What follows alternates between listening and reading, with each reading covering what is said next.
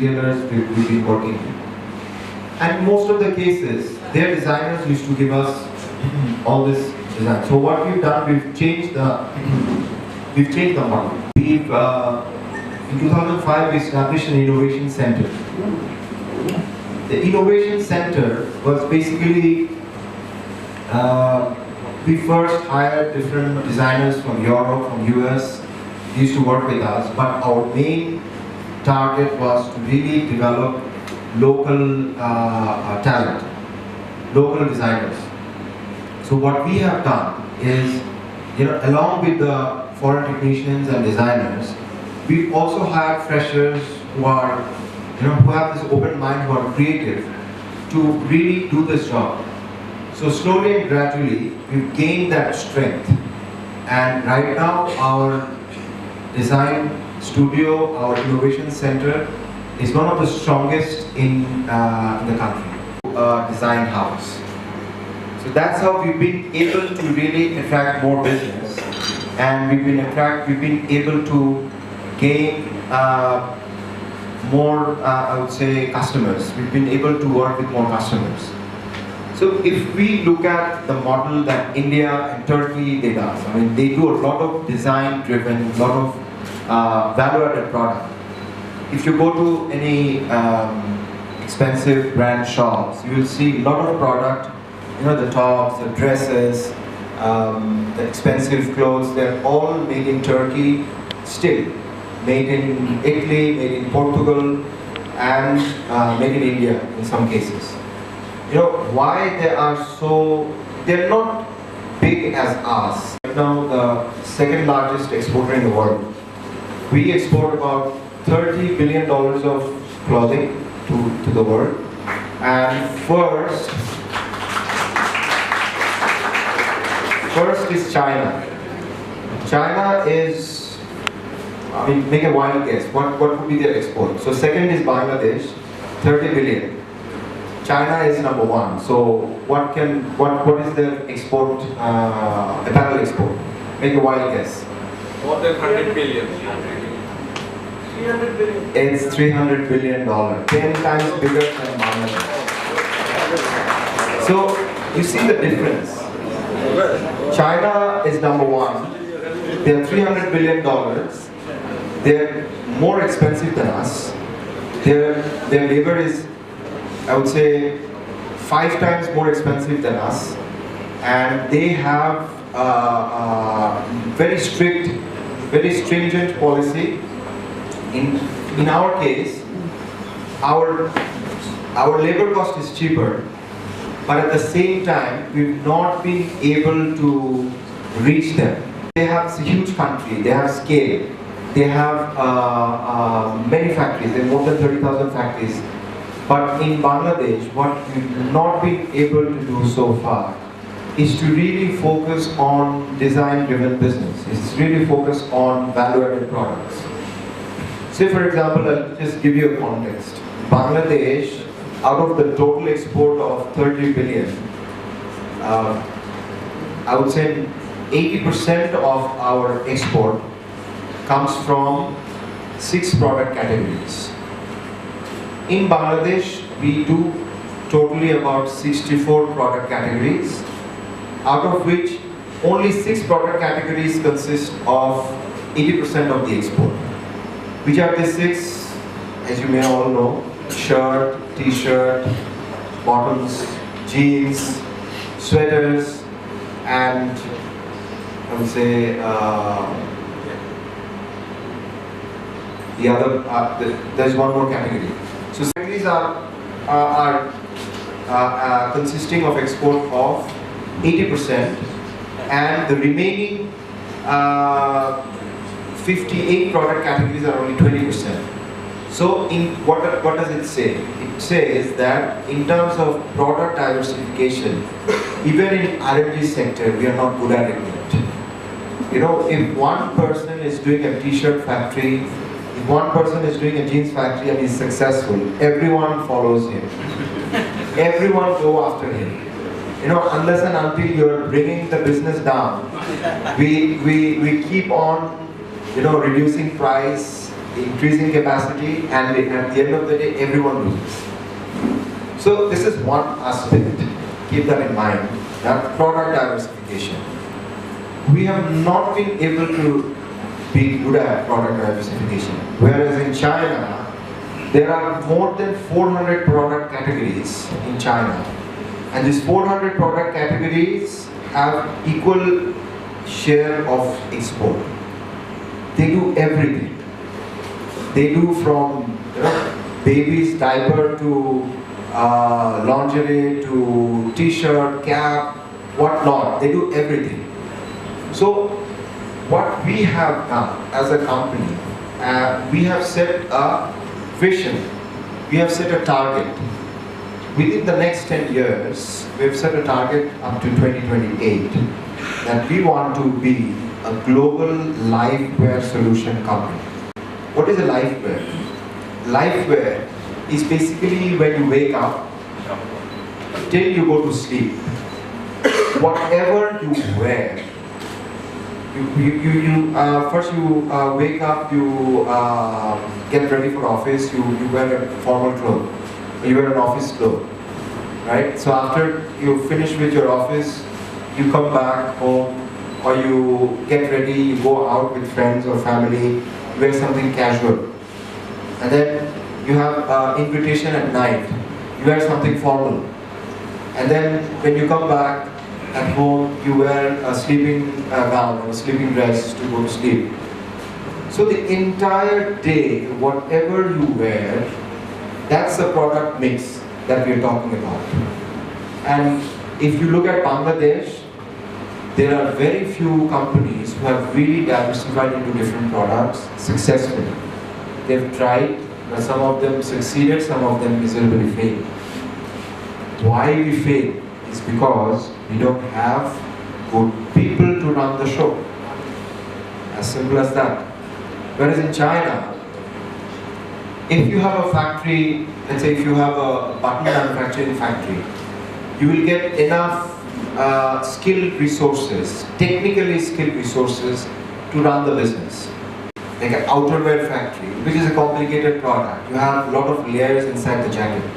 Like you have the puffer jacket or a down jacket where you have the feathers inside, and then you have the polyester lining. So you have a lot of layers, and so that's a complicated product in terms of garmenting. So if you look at those products, then if you look at workerwear is also a category where Bangladesh has not explored anything. China is the largest workerwear exporter to the world. So all the workerwear, when I say workerwear, it's a carpenter, painting. So in US or in Europe, you will see that every worker or every, let's say, profession have their own dressing. You know, if you look at a painter, he will have this painting suit, like an overall with a lot of pockets, where you will keep his brushes, and the cloth will be made out of a material which will help him to get rid of the paint which is on the clothes. You know, so stain repellent will be used, painting repellents will be used. If you look at the construction workers, there the clothes are made out of Kadura yarn. Kadura yarn is made out of steel, you know, because they're doing heavy work. So there are a lot of machineries and equipments they have to deal with, so that their clothes doesn't get teared, or they don't get hurt. So there are specialist products, there are specialty products which Bangladesh is yet to explore. Now, how do you guys come into this picture? When we talk about Bangladesh being the largest, you know, we set a target of, I mean also in the BGME board, I'm one of the directors of BGME.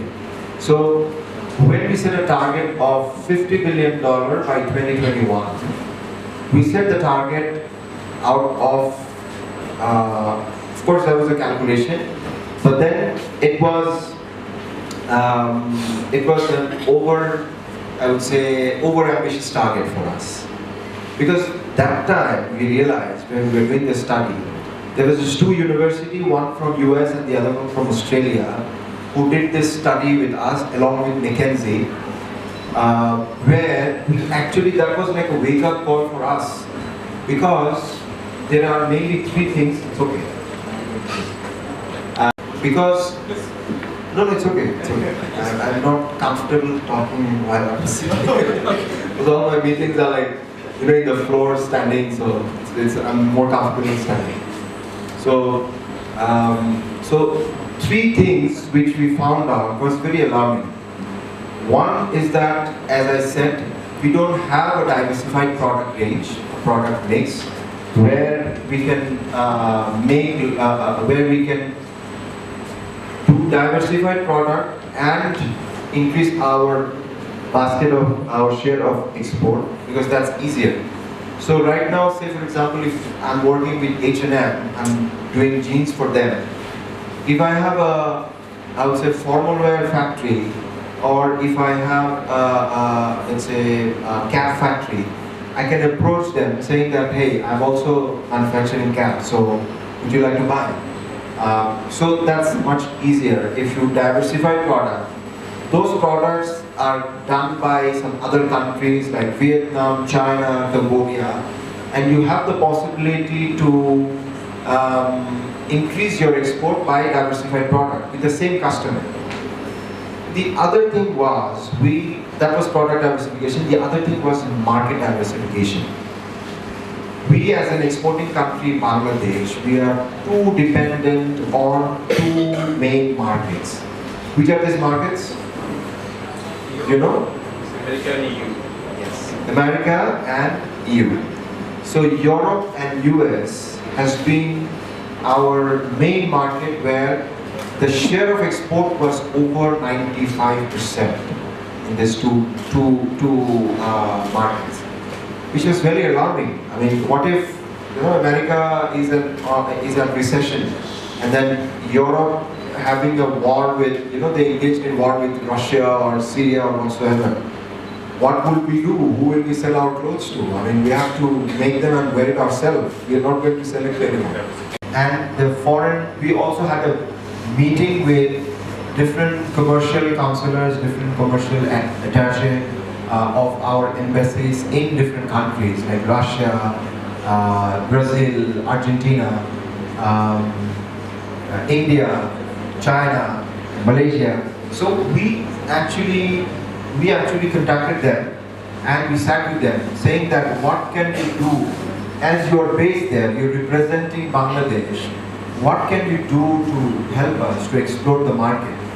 So we have started doing fairs, like single country fairs, not just from us, from Pacific, but we've started doing single country fairs in different countries where we have promoted, we have taken good companies from Bangladesh and we've tried to promote our product and to explore the possibility of working with local brands in those markets. So what has happened is, within the last 5 years, from 95% dependence on US and European Union market, we've been able to bring it down to 70%. It's still not enough, but we are on the right way. Now we are exporting to India, and you know, the government has also been very supportive. They have done a lot of trade deals with different countries. Right, in India we have the duty-free access, you know, to India for apparel. To China we have duty-free access. To Japan we have duty-free access. To Malaysia we have duty-free access. To Russia we are soon going to have duty-free access.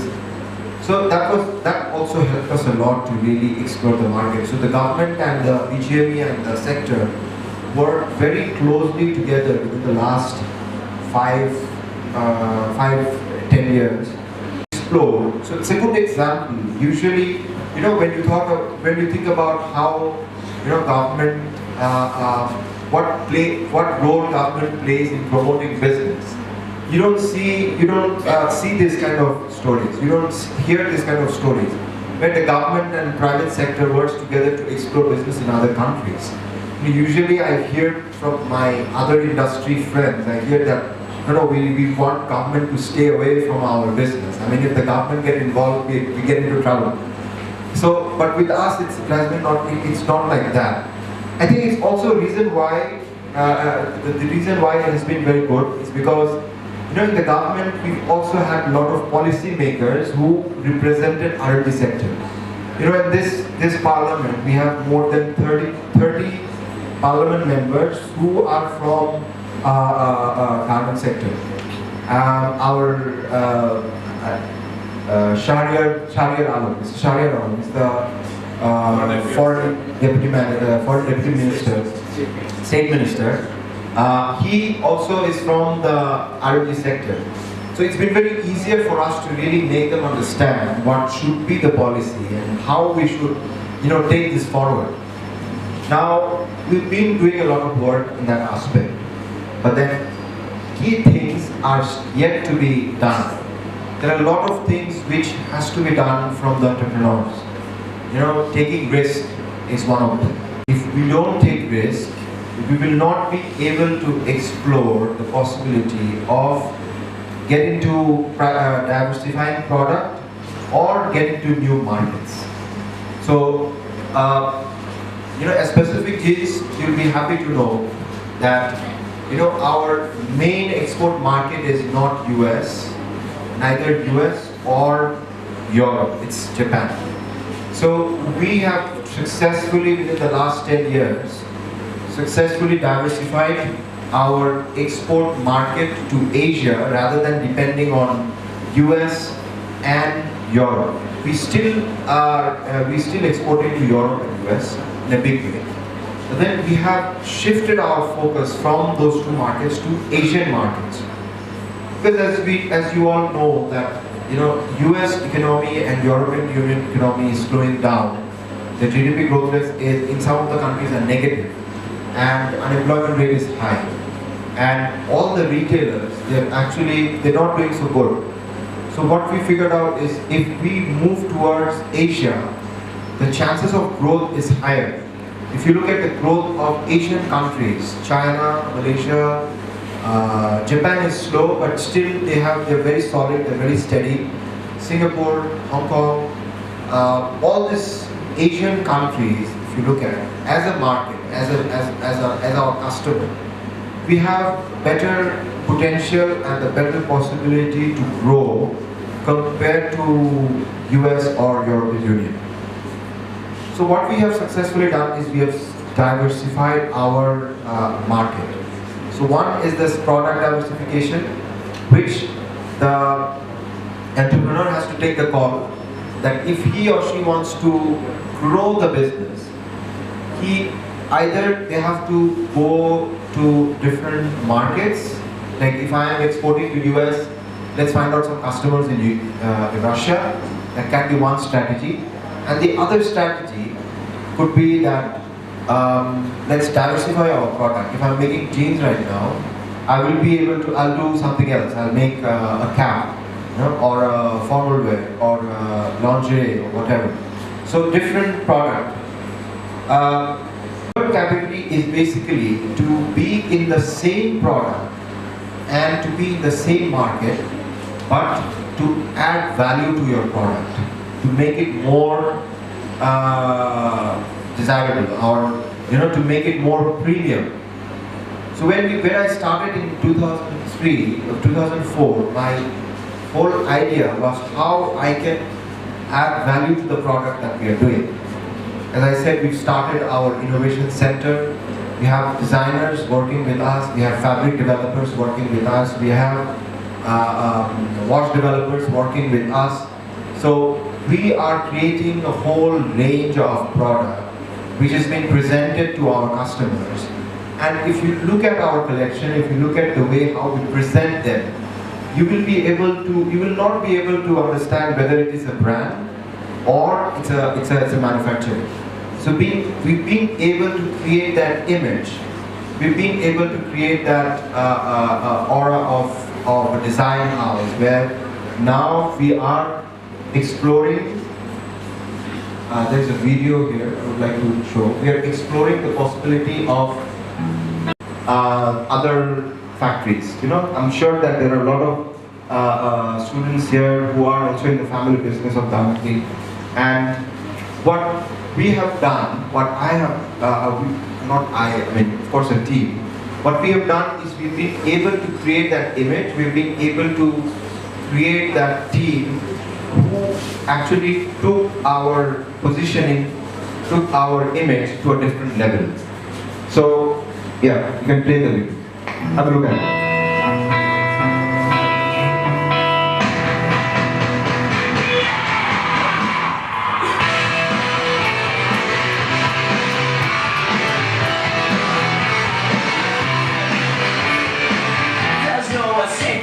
American attraction. A big switch that's gonna throw you with distraction. It sounds so good, I can't resist the satisfaction. When it's all over, you'll be crying, you'll be laughing. Yeah, I got that.